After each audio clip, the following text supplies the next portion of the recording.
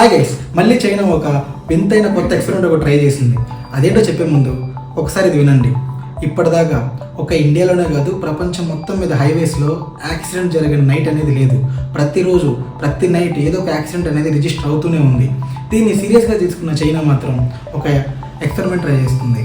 అదేంటంటే హైవేస్లో కొంచెం దూరంలో యాంటీ స్లీప్ లైట్ బీమ్స్ని ఫిక్స్ చేసింది.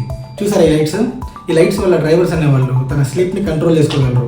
ఈ లైట్స్ చూసి అసలు నిద్ర కూడా పట్టదు, అట్లా ఉన్నాయి ఈ లైట్స్.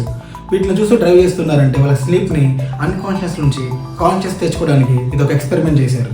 అయితే దీని మీద డ్రైవర్స్ని కొన్ని అభిప్రాయాలు అడిగారు. అయితే కొంతమంది డ్రైవర్స్ ఏం చెప్పారంటే, కొంతమంది ఓకే నిద్ర పట్టట్లేదు, ఈ లైట్ యూస్ఫుల్గానే ఉందని చెప్పారు. కానీ కొంతమంది డ్రైవర్స్ ఏం చెప్పారంటే, వీటిలో డిస్ట్రాక్ట్ అవుతున్నాము, రూట్ అనేది మర్చిపోతున్నాము, చాలా ఇబ్బందిగా ఉందని కొంతమంది డ్రైవర్స్ చెప్పారు.